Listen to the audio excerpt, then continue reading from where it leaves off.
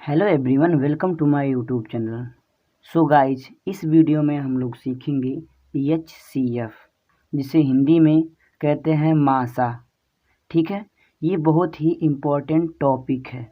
Competition exam में अक्सर ये क्वेश्चन पूछा जाता है और 10th और 9th लेवल में बहुत ही महत्वपूर्ण योगदान इस चैप्टर यानी इस टॉपिक का है। तो चलिए शुरू करते हैं। तो सीखना है हमको क्या, HCF, इसे हिंदी में कहते हैं मासा।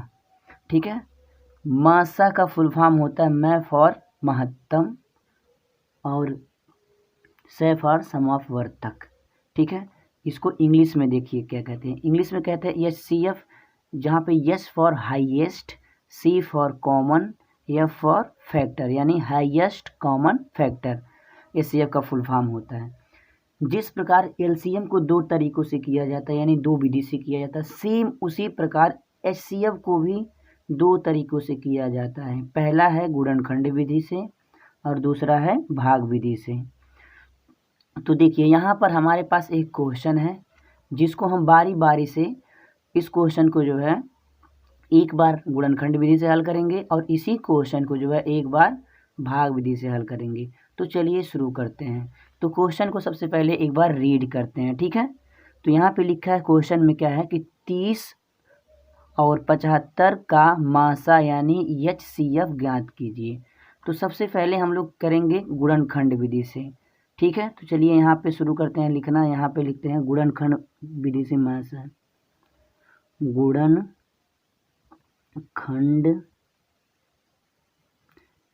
विधि से।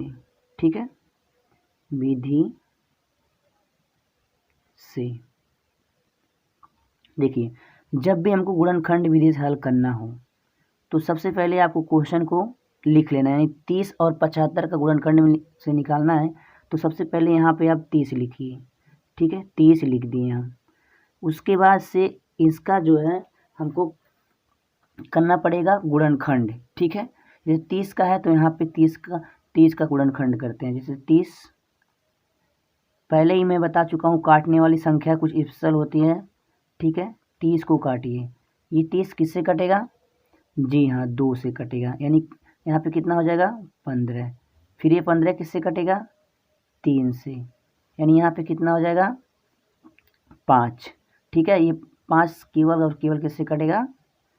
5 से ही। ठीक है, तो 30 का गुणनखंड कितना हुआ? 2 गुणे 3 गुणे 5। यानी इन सबको हमको यहाँ पे लिखना होगा। ठीक है, चलिए 2 गुणे 3 गुणे और 5, ये सभी कहाँ से आए हैं? यहाँ से। ठीक है, अब देखिए 30 का जो है हम लोग कर चुके हैं। अब इसी प्रकार जो है हमको 75 का भी करना होगा। ठीक है, करते हैं 75 का। तो 75 का यहाँ करते हैं। तो देखिए 75 जो है हमारा किससे कटेगा? 75 जो हमारा 3 से कटेगा। 3 से काटने के लिए यहाँ पे देखिए 7 है, यानी 3 का पहाड़ा 2 बार पढ़ेंगे तो 6 होगा। 3 दूना 6, 6 गया, एक बचा इसमें से, यहाँ 15 हो गया। यानी 3 5 15। अब ये किससे कटेगा? ये हमारा कटेगा डायरेक्ट 5 से। ठीक है, यानी 5 बार जाएगा। उसके बाद यहाँ एक किससे कटेगा? यानी 5 हमारा 5 से ही कटेगा। ठीक है, और 75 का गुणनखंड कितना मिला? 3 गुणे 5 गुणे 5। तो यहाँ पे करते हैं 3 गुणे 5 गुणे 5। जैसे LCM में किए थे सेम यहाँ पे ऐसे कर देना। और इसमें देखना है कि कौन सी ऐसी संख्या है, यानी कौन सा ऐसा नंबर है जो दोनों में है। तो यहाँ पे पहले 2 से देखते हैं क्या यहाँ इस वाले में, यानी 30 के गुणनखंड में 2 है लेकिन इसमें कहीं 2 है, यानी इसका जोड़ा नहीं बनेगा। यहाँ पे 3 है इसमें और यहाँ पर भी 3 है इसमें, यानी इसको जो हम लोग क्या करेंगे, एक में कर लेंगे और यहाँ पे इसको 3 को लिख देंगे।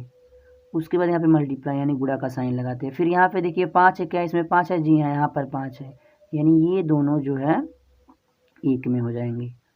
अब देखिए, अभी आपको डाउट लग रहा होगा यार कि LCM में भी ऐसे ही किए थे गुणनखंड विधि में, लेकिन आपको याद दिला दें, LCM में जिनका जोड़ा बना था उनको तो लिखे थे साथ में, जिनका जोड़ा नहीं बना था उसको भी हम लोग लिखे थे। लेकिन इसमें ऐसा नहीं होता। इसमें जिनका जोड़ा नहीं बनता उनको हम लोग नहीं लिखते, सिर्फ जिनका जोड़ा बनता है उन्हीं को लिखते हैं। तो यानी देखिए इनका जोड़ा बना यहाँ पे लिख लिए, इनका जोड़ा बना यहाँ पे लिख लिए, लेकिन यहाँ पे 2 का जोड़ा नहीं बना, ना ही 5 का जोड़ा बना, यानी इनको हम लोग छोड़ देंगे। याद रहे HCF जब भी हम ज्ञात करेंगे तब यहाँ पे केवल उन्हीं को लिखेंगे जिनका जोड़ा बनेगा। तो देखिए यहाँ मल्टीप्लाई करा लीजिए, 3 5 से कितना हो जाएगा 15। ठीक है, ये हुआ आंसर हमारा। भाग विधि से गुणनखंड विधि से 30 और 75 का मैसा कितना होगा 75 होगा। ठीक है, तो चलिए गुणनखंड, आई होप गुणनखंड विधि आपको समझ में आया होगा। अब इसी बात पे वीडियो को आगे बढ़ा के हम लोग भाग विधि से भी गुणनखंड को सीख लेते हैं। तो चलिए यहाँ पे लिखेंगे हम लोग भाग विधि से। ठीक है, भाग विधि से किसका एचसीएफ निकालना है। हमारे पास क्या क्वेश्चन था, देख लीजिए यहाँ पे किसका एचसीएफ निकालना है, 30 और 75 का। ठीक है, 30 और 75 हमारे पास था।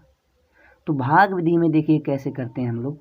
भाग विधि में जब निकालते हैं तो यहाँ पे हमको देखना रहता है कौन छोटा है और कौन बड़ा। तो अगर हम लोग ध्यान से देखिए तो ये जो हमारा 30 है ये 75 से क्या है हमारा छोटा है। ठीक है, देखिए छोटा है कि नहीं है, अभी छोटा पता चल गया, यानी छोटे वाले से हमको बड़े में भाग देना पड़ता है। ठीक है, कैसे, जैसे देखिए यहाँ पे 30 में हम लोग 30 से किस में भाग देंगे 75 में। जब भी भाग विधि से एचसीएफ ज्ञात करना हो तो क्या करेंगे हम लोग, छोटे वाले से बड़े में भाग देंगे, क्योंकि नाम से ही लग रहा है भाग विधि, यानी भाग के तरीके से हमको करना है। ठीक है, तो देखिए अब 30 है, यहाँ पे 75 है। अब 30 का पहाड़ा कितनी बार पड़े कि 75 जाए, यानी 2 बार अगर हम लोग पढ़ते हैं तो 30 दूना हो जाता है हमारा कितना 60।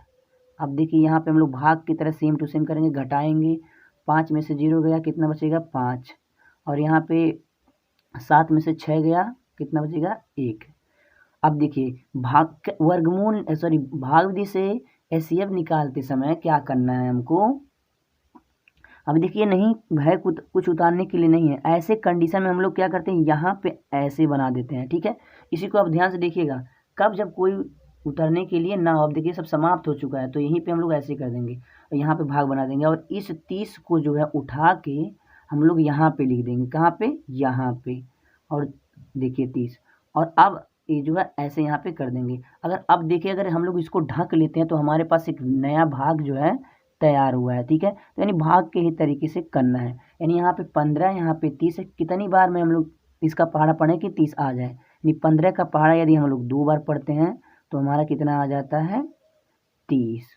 ठीक है, अब देखिए 0 में से 0 गया 0, 3 में से 3 गया 0, यानी अब जो है शेषफल हमारा यहाँ पे कितना आ गया, शेषफल 0 प्राप्त हुआ। कितना 0 प्राप्त हुआ। ठीक है, प्राप्त हुआ। अब जब भी हमको शेषफल 0 प्राप्त हो तो जिससे प्राप्त हो, देखिए एचसीएफ में इसी चीज को आपको एकदम ध्यान से समझना पड़ेगा, जिससे हमको शेषफल 0 प्राप्त होता है, यानी 15 से हम लोग भाग दिए 30 में तो तुरंत हमको शेषफल कितना प्राप्त हो गया 0, जिससे हमारा शेषफल 0 प्राप्त हो, हमारा आंसर होगा, यानी हमारा आंसर यही होगा कितना 15। ठीक है, ये हमारा आंसर होगा।